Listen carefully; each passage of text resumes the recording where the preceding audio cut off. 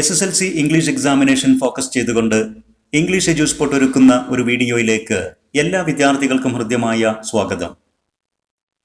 ഈ വീഡിയോയിൽ the ballad of father Gilligan എന്ന കവിതയുമായി ബന്ധപ്പെട്ട possible questions and their answers, appreciation of the poem ഇവയാണ് വിശദീകരിക്കുന്നത്. ആദ്യം stanza based questions and their answers. Read the lines from the Ballad of Father Gilligan and answer the questions. The old priest Peter Gilligan was weary night and day, for half his flock were in their beds, or under green swords lay. Once, while he nodded in a chair at the moat tower of the eve, another poor man sent for him, and he began to grieve. Question 1. Who was weary night and day? ആരായിരുന്നു രാപ്പകൽ weary, tired ആയിരുന്നത്? Why was he weary? എന്തുകൊണ്ടായിരുന്നു അദ്ദേഹം tired ആയത്? Question 2. Who is referred to here as flock? Flock എന്ന പദം കൊണ്ട് ഇവിടെ ആരെയാണ് ഉദ്ദേശിക്കുന്നത്? Question 3. Why could be half of his flock in their beds or under green swords? എന്തുകൊണ്ടായിരിക്കും അദ്ദേഹത്തിൻ്റെ ജനങ്ങളിൽ പകുതി പേരും സിക്ക് ബെഡ്, രോഗശൈലിയിലായിരിക്കുന്നത്, ഓർ അണ്ടർ ഗ്രീൻ സോർഡ്സ് അല്ലെങ്കിൽ ശവക്കുഴിയിൽ ആയിരിക്കുന്നത്? Question 4. Why the evening is referred to as the moat hour of the eve? എന്തുകൊണ്ടാണ് ആ വൈകുന്നേര സമയത്തെ moth hour of the eve എന്ന് പരാമർശിക്കുന്നത്? Question 5. What is the rhyme scheme of the poem? ഈ കവിതയുടെ റൈം സ്കീം എന്താണ്? Question 6.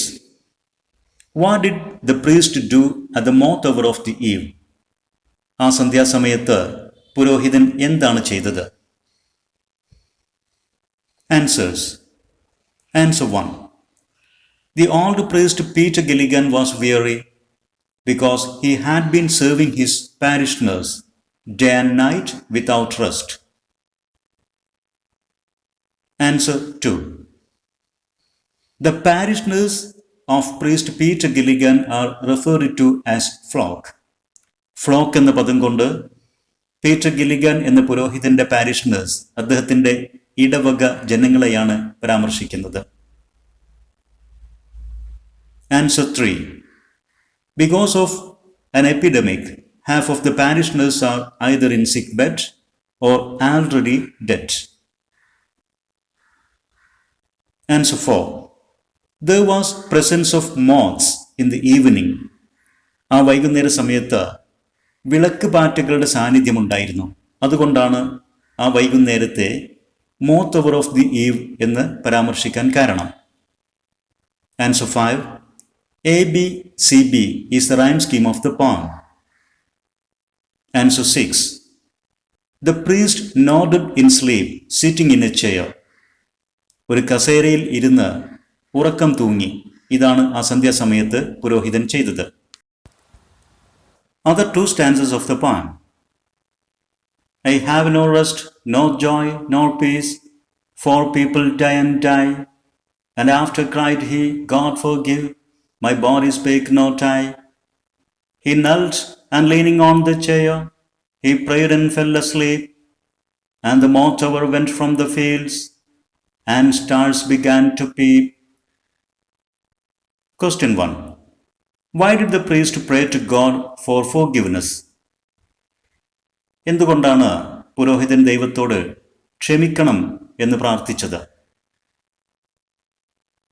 Question 2. How did the priest justify his mistake? എങ്ങനെയാണ് പുരോഹിതൻ തൻ്റെ ആ അബദ്ധം ജസ്റ്റിഫൈ ചെയ്യുന്നത്, അത് ന്യായീകരിച്ചത്? Question 3. When did the priest fall asleep? എപ്പോഴാണ് പുരോഹിതൻ ഉറങ്ങിപ്പോയത്? Question 4. Pick out examples of alliterations. ഈ വരികളിൽ നിന്ന് അലിറ്ററേഷൻ എന്നതിന് ഉദാഹരണങ്ങൾ കണ്ടെത്തുക. Question 5. Identify a figure of speech applied in the line and stars began to peep എന്ന ഈ വരിയിൽ ഉപയോഗിച്ചിരിക്കുന്ന ഫിഗർ ഓഫ് സ്പീച്ച് കണ്ടെത്തുക. Answers. Answer 1. The priest said he had no rest, no joy and no peace, as if in a complaining voice. Soon he felt regret and prayed to God for forgiveness. പുരോഹിതൻ അറിയാതെ പറഞ്ഞുപോയി തനിക്ക് no rest, no joy, no peace എന്ന്. ഒരു പരാതിപ്പെടുന്ന രൂപത്തിലാണ് അദ്ദേഹം അത് പറഞ്ഞത്. അതുകൊണ്ടാണ് അദ്ദേഹത്തിന് പശ്ചാത്താപം തോന്നിയതും അദ്ദേഹം ദൈവത്തോട് ഫോർഗിവ്നെസ്സിനു വേണ്ടി പ്രാർത്ഥിച്ചതും. Answer 2.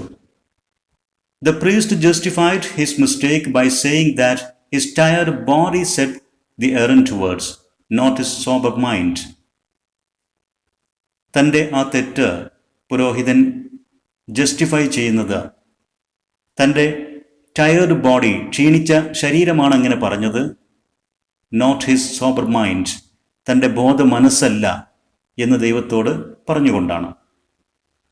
Answer 3. The priest fell asleep while he was praying.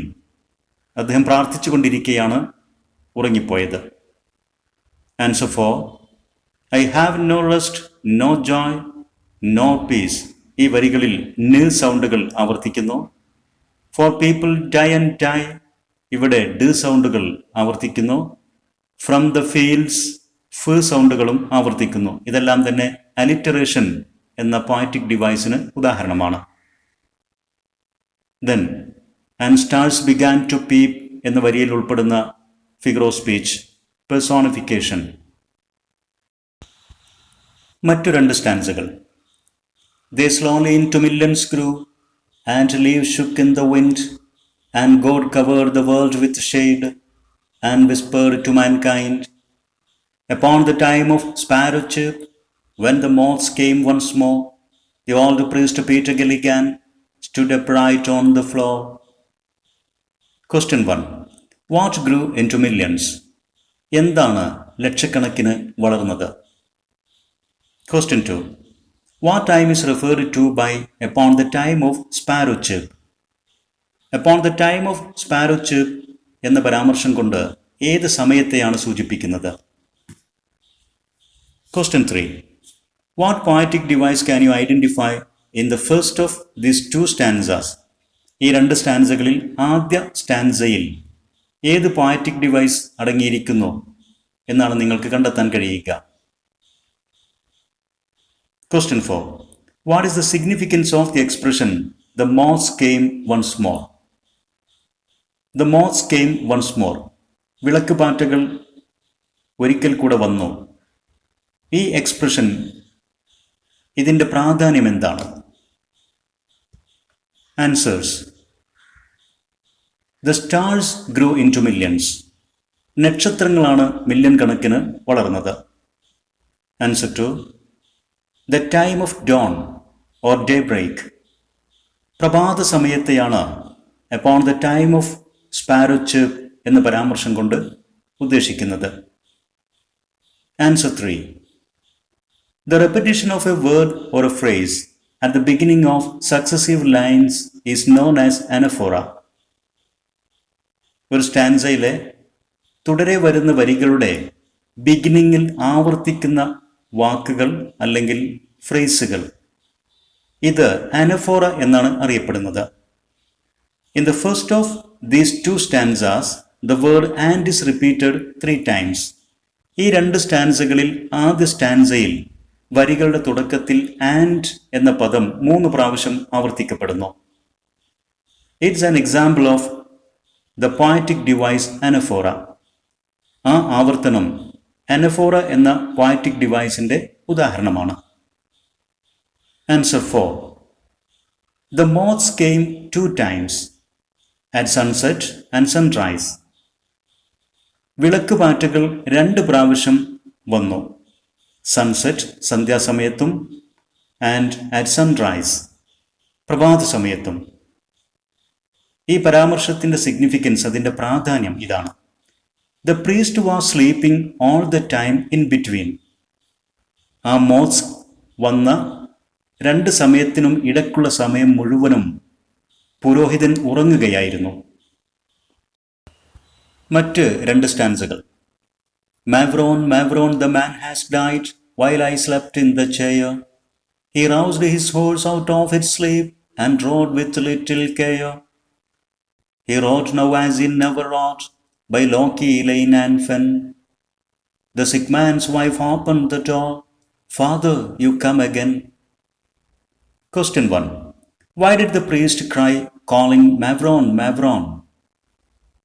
എന്തുകൊണ്ടാണ് പുരോഹിതൻ മാവ്രോൺ മാവ്രോൺ എന്ന് വിളിച്ചുകൊണ്ട് കരഞ്ഞത്? Question 2. Why did the priest ride his horse with little care? എന്തുകൊണ്ടാണ് പുരോഹിതൻ അല്പം പോലും ശ്രദ്ധയില്ലാതെ തൻ്റെ കുതിരയെ ഓടിച്ചു പോയത്? Question 3. How dangerous was the way by which the priest rode his horse? പുരോഹിതൻ കുതിര ഓടിച്ചു പോയ ആ വഴി എത്രത്തോളം അപകടം പിടിച്ചതായിരുന്നു? Question 4. Why was the sick man's wife surprised to see the priest? പുരോഹിതനെ കണ്ടപ്പോൾ ആ രോഗിയായ മനുഷ്യന്റെ wife എന്തുകൊണ്ടായിരുന്നു ആശ്ചര്യപ്പെട്ടത്? Question 5. Pick out various images from these lines. ഈ വരികളിൽ നിന്ന് വ്യത്യസ്തമായ ഇമേജുകൾ കണ്ടെത്തുക. Question 6.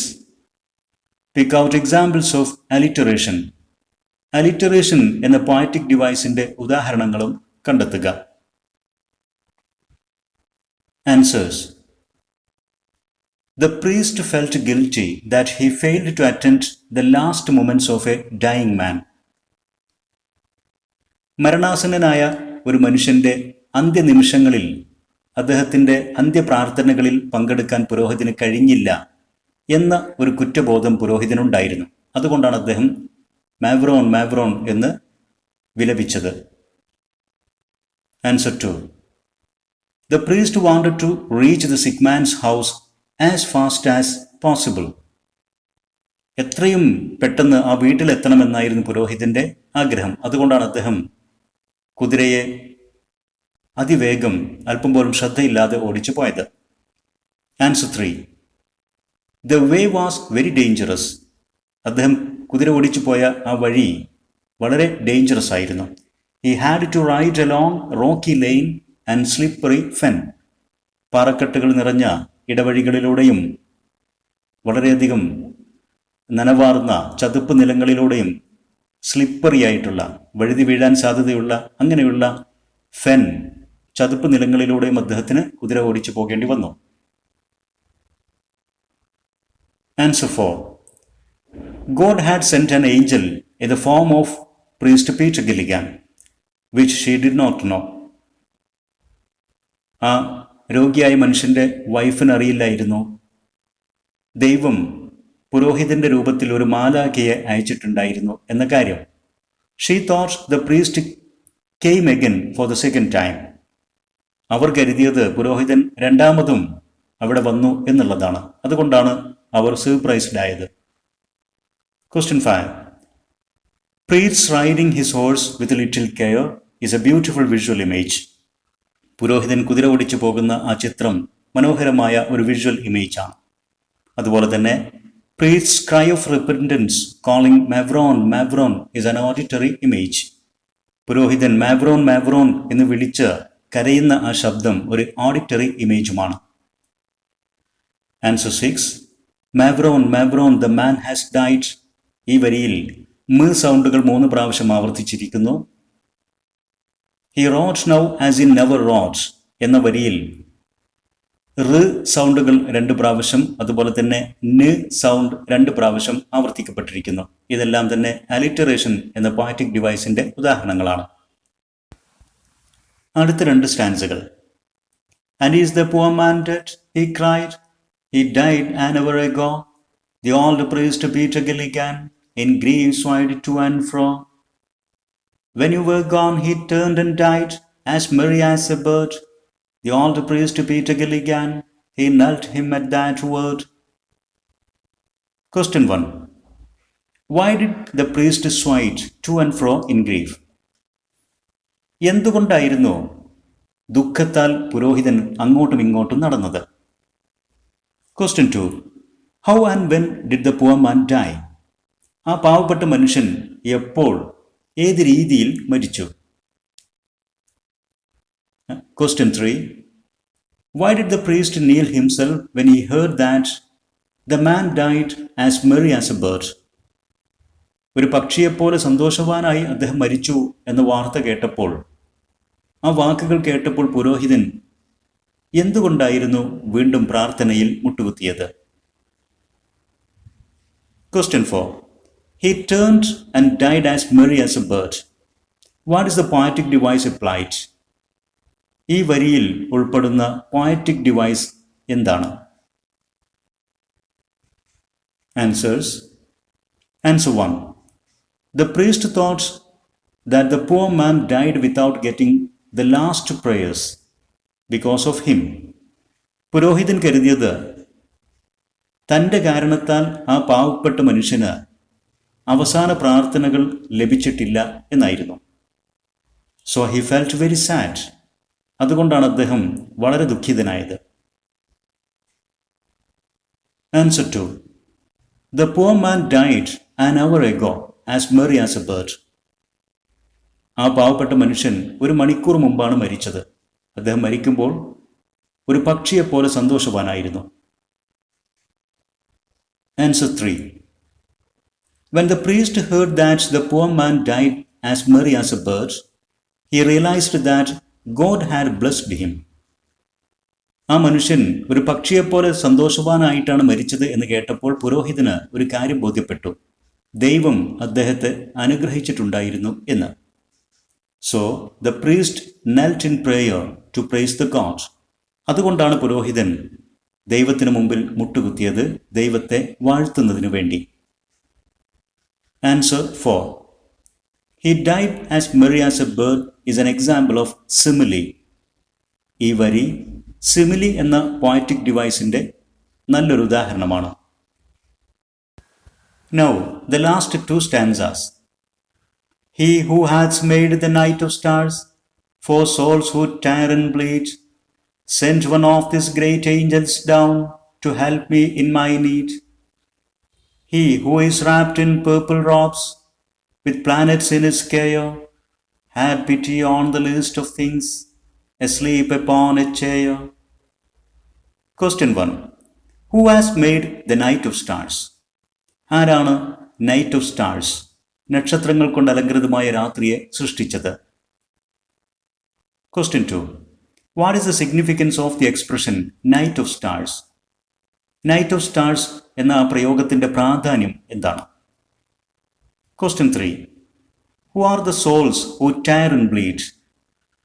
പ്രയാസപ്പെട്ട് വേദന അനുഭവിക്കുന്ന ആത്മാവുകൾ അവരാരാണ്? Question 4. How was the priest helped in his need?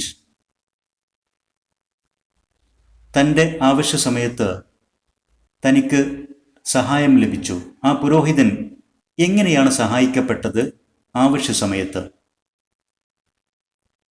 Question 5. What do the expressions wrapped in purple robe and planets in his care indicate? കവിതയിൽ പറയുന്ന wrapped in purple robe, planets in his care, ഈ പ്രയോഗങ്ങൾ എന്താണ് സൂചിപ്പിക്കുന്നത്?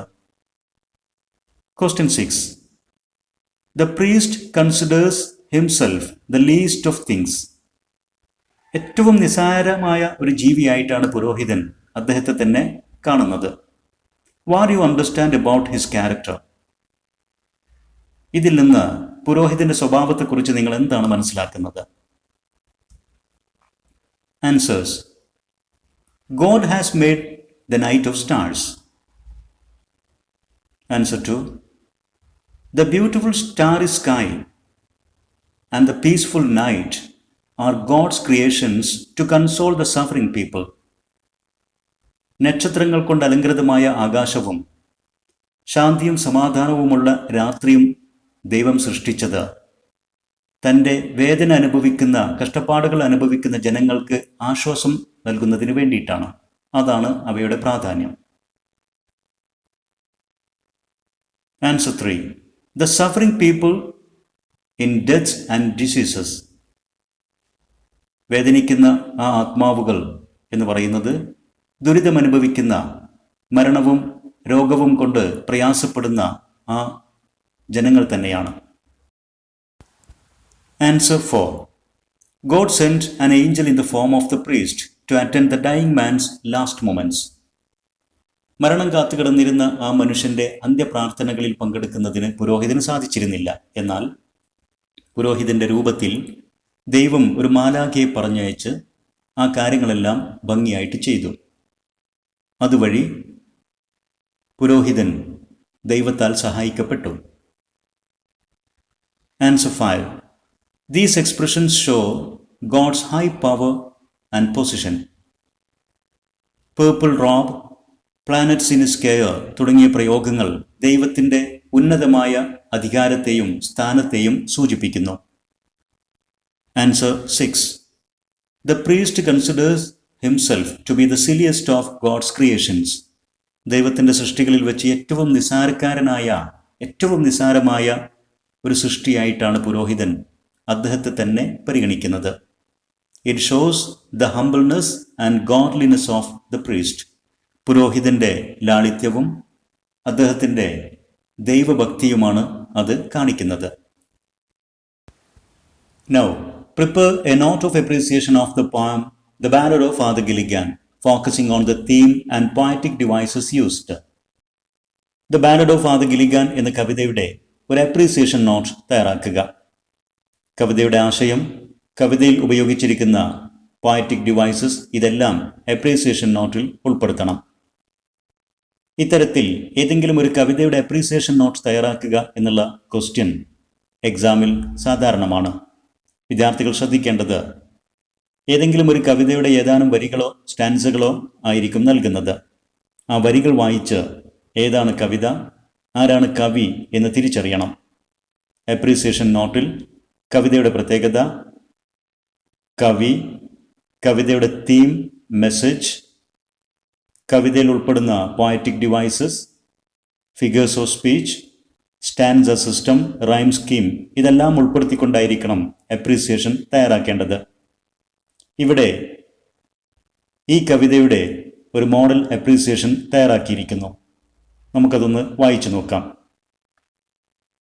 The poem The Ballad of Father Gilligan by the renowned Irish poet William Butler Yeats is a typical ballad.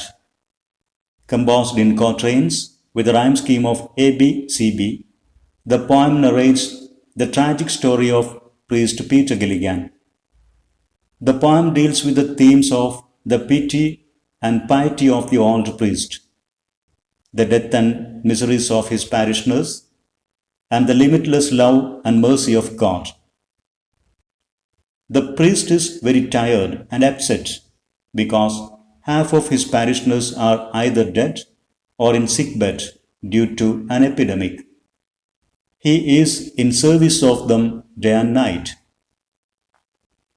Being very tired and upset, one evening he muttered he had no rest, no joy, and no peace. Soon he realized his mistake and prayed to God for forgiveness. And in the prayer he fell asleep leaning over a chair. He could not attend the last moments of a dying man. He woke up only in the following morning at the time of sparrow chirp. He realized his failure of duty, and soon he roused his horse and rode to the sick man's house with little care. When he reached the house, the sick man's wife asked the priest in surprise why he came again. She also told that the man had died an hour earlier, as merry as a bird. From the wife's words, the priest understood that God had sent an angel to do his duties in his absence. He knelt in prayer and praised God, saying that the most powerful God, with planets in his care, showed mercy upon him, the silliest of God's creations. The opening line, the old priest Peter Gilligan, is repeated 4 times, which can be taken as an example of refrain. There are many examples of alliteration in the poem, such as Priest Peter, die and die, Mavron, Mavron the man, no rest, nor joy, nor peace, etc.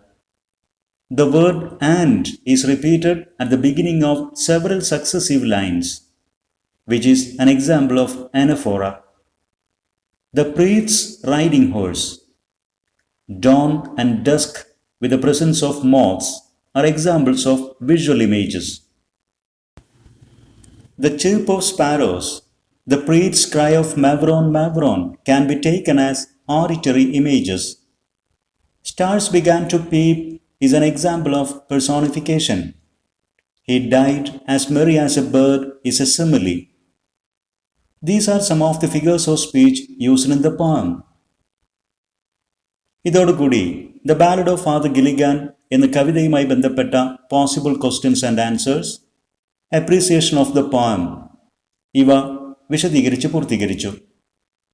ഈ video വിദ്യാർത്ഥികൾക്ക് തീർച്ചയായിട്ടും ഉപകാരപ്പെടും. നിങ്ങളുടെ അഭിപ്രായങ്ങളും നിർദ്ദേശങ്ങളും സംശയങ്ങളും comment ചെയ്യുക. നിങ്ങൾക്ക് ഉപകാരപ്പെട്ട വീഡിയോസ് നിങ്ങളുടെ സുഹൃത്തുക്കൾക്ക് ഷെയർ ചെയ്യുക. Thanks for watching.